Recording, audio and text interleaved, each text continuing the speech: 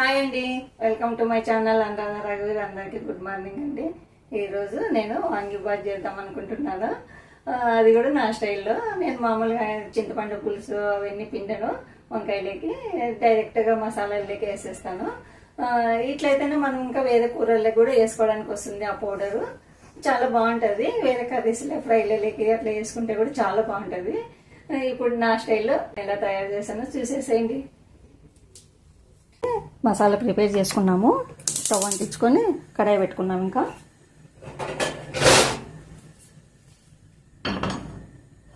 ముందు వేరుశనగకాయ విత్తనాలు వేసుకున్నాము.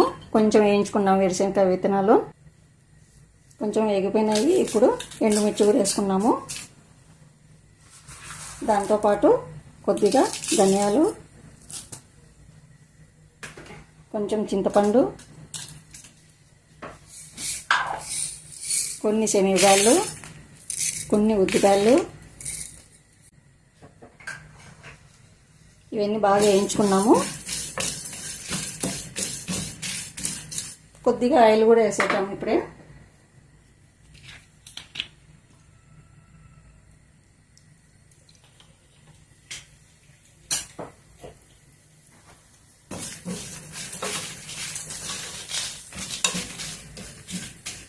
వేగిపోయినాయి. ఇప్పుడు కొంచెము జీలకర్ర. నా దగ్గర పచ్చి కరివేపాకు లేదు, అందుకోసమే ఎండు కరివేపాకు వేస్తున్నాను. కొంచెం ఎక్కువ వేసుకోండి ఎండు కరివేపాకు. కొంచెం నువ్వులు, వేయించిన నువ్వులు ఉంటే వేయించిన నువ్వులు వేసుకోండి. ఇవి పచ్చి నువ్వులు ఇవి కూడా కొంచెంసేపు వేయించుకున్నాము. ఇప్పుడు అన్నీ బాగా వేగిపోయినాయి. ఇప్పుడు కొంచెము కొబ్బరి పొడి కూడా వేసుకున్నాము. కొంచెం కొబ్బరి పొడి వేసి బంద్ చేద్దాం స్టవ్. ఈ వేడికే వేగిపోతుంది కొబ్బరి పొడి. ఇంకా బాగా చల్లగా వేసుకొని గ్రైండ్ చేద్దాము. అంతలో మనము వంకాయలు అన్నీ తర్వాత వేసుకున్నాము. ఇంకా అన్నం ఆల్రెడీ అయిపోయింది. మెంతులు కూడా కొంచెం వేయించుకోండి. నేను దాంట్లో వేయడము మర్చిపోయినాను, స్కిప్ అయిపోయింది అది. అందుకోసమని కొంచెం వేయించుతున్నాను. కొంచెం వేయించి వేద్దాము. వంకాయలు తర్వాతకి ఇద్దాము. ఇంకా వాంగిబాత్ కోసము ఇప్పుడు కడాయి పెట్టినాను. స్టవ్ అంటిస్తున్నాను. అంటించి కొంచెం ఆయిల్ వేసుకున్నాము. కొద్దిగా ఆయిల్ వేసుకోండి. మీకు తగినంత వేసుకోండి. మీ అన్నానికి తగినంత వేసుకోండి. ఆయిల్ వేడైతుంటుంది. నల్ల వంకాయలు ఉంటే బాగుంటుంది, కానీ ఇక్కడ దొరకవు. ఇవే నల్ల వంకాయలే దొరుకుతాయి. అందుకోసం నేను నల్ల వంకాయలతోనే చేసుకున్నాను. ఇంకా మనకు తినాలనిపించినప్పుడు తప్పదు కదా. ఇంకా అందుకోసం నేను నల్ల వంకాయలు తీసుకున్నాను. మీకు దొరికితేనే తెల్ల వంకాయలు తీసుకోండి. అన్నీ కట్ చేసుకున్నాము. ఇంకా చిన్న కట్ చేసుకోండి, మరి పెద్ద కట్ చేయదండి. ఇంత ఉంటే చాలు. అన్నీ కట్ చేద్దాం. ఇంకా ముక్కలన్నీ కట్ చేసి నీళ్ళలోకి వేసినాను. టమోటా ముక్కలు కూడా చిన్న కట్ చేసి పెట్టినాను. ఉల్లిపాయలు ఇట్లా పొడుగు కట్ చేసుకోవాలా. 2 పచ్చిమిర్చి అన్నీ ఇంకా తర్వాతకి ఇద్దాము. నూనె కూడా ఆయిల్ వేడవుతుంది. ఆయిల్ వేడైంది. నేను ఆవాలు జీలకర్ర ఆల్రెడీ వేసేసినాను. దాంతోపాటు కొంచెము కరివేపాకు, ఆవాలు జీలకర్ర కరివేపాకు బాగా వేగిపోయింది. ఇప్పుడు ఉల్లిపాయ ముక్కలు పచ్చిమిర్చి వేసేద్దాము.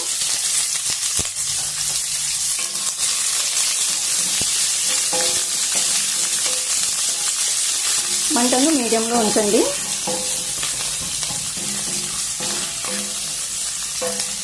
ముక్కలు ఎక్కువ వేగాల్సిన అవసరం లేదు. ఇప్పుడు టమోటా ముక్కలను కూడా వేసేద్దాము. దాంతోపాటు కొంచెం పసుపు వేసుకొని కొంచెము టమోటాను పక్కనిద్దాము. మంటను మీడియంలోనే ఉంచండి. అంత బాగా వేగిపోయింది. ఇప్పుడు వంకాయ ముక్కలను కూడా వేసేసుకున్నాం. ఇంకా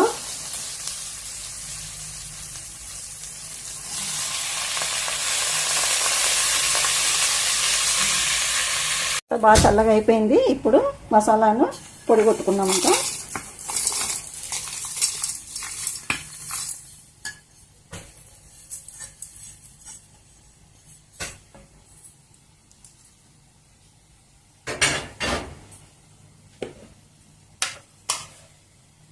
కొద్దిగా కొంచెం వేయండి, ఉప్పు ఎక్కువ వేసుకోవద్దండి. మసాలా అంతా గ్రైండ్ చేద్దాము. మసాలా మరి మెత్తగా వేయద్దండి, ఓ రకంగా వేసుకోండి. అయిపోయింది. పొడి కూడా ఇట్లా ఇట్లా ఉండల్లా. ఇది ఒక 2 సార్లకు వస్తుంది. మనము గాసేసాలో అట్లా తీసి పెట్టి ఫ్రిడ్జ్లో పెట్టుకున్నామంటేనా మీకు ఎన్ని రోజులైనా కూడా పాడు కాదు. మనం ఆల్రెడీ చింతపండు అన్నీ వేసినాం కదా, ఇంకా అన్నంలోకి ఏమి చింతపండు వంకాయలకి ఏమి వేయాల్సిన అవసరం లేదు. చాలా బాగుంటుంది ఇది. మామూలు వంకాయ కూరల్లో కూడా వేసుకోవచ్చు దీన్ని. చూద్దాము.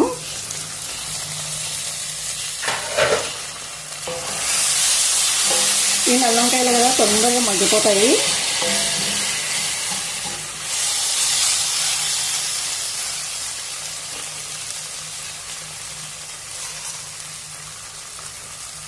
కొంచెం వంకాయలు చప్పగా ఉంటాయి కదా, అందుకోసమని 1 స్పూన్ వేస్తున్నాను. మన అన్నం మాత్రం 1 స్పూన్ వేసుకున్నాము, సరిపోతుంది. మొత్తం ఇప్పుడే వేసినామనుకోండి అంతా పట్టేస్తుంది. అందుకోసమని ఇప్పుడు వద్దు, తర్వాత వేద్దాము. కొద్దిగా వంకాయలు కూడా కారము అవి పట్టుకోవాలి కదా, అందుకోసమని వేసుకున్నాము. ఇప్పుడు మంటని హైలో ఉంచండి. ఇంకా మనకి ఇంకా మగ్గరాదు, కొంచెం ఈ నూనెలోనే వేగాలి. అన్నీ బాగా వేగిపోయినాయి, వంకాయ ముక్కలన్నీ బాగా వేగిపోయినాయి. ఇప్పుడు అన్నం కూడా వేసేద్దాము. ఇంకా దాన్ని కూడా వేసేద్దాము. సిమ్లో ఉంచి నిదానంగా కలుపుకున్నాము. లేదంటే ఇది నేను బాస్మతి రైస్తో చేసినాను, మీరు నార్మల్ రైస్తో కూడా చేసుకోవచ్చు. అంత బాగా కలిపేద్దాము. 1 స్పూను వంకాయలోకి వేసినాను కదా మసాలా పొడి. ఇప్పుడు ఇంకొక 2 స్పూన్లు దీంట్లోకి వేసేద్దాము.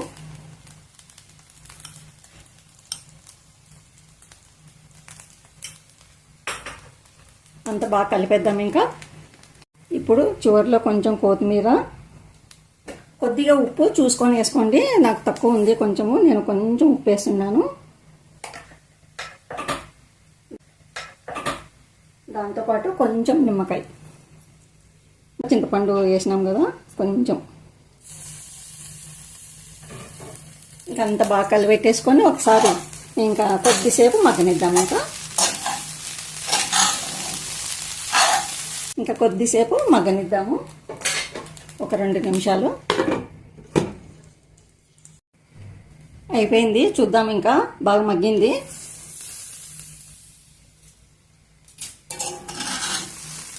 అయిపోయింది, ఇంకా స్టవ్ బంద్ చేద్దాము. చూసినారు కదండి నేను వాంగీబాత్ ఎలా తయారు చేశాను. మీకు నచ్చినట్లయితే లైక్ చేయండి, షేర్ చేయండి, సబ్స్క్రైబ్ చేసుకోండి. మరో మంచి రెసిపీతో మీ ముందు ఉంటాను. ఓకేనండి, బాయ్.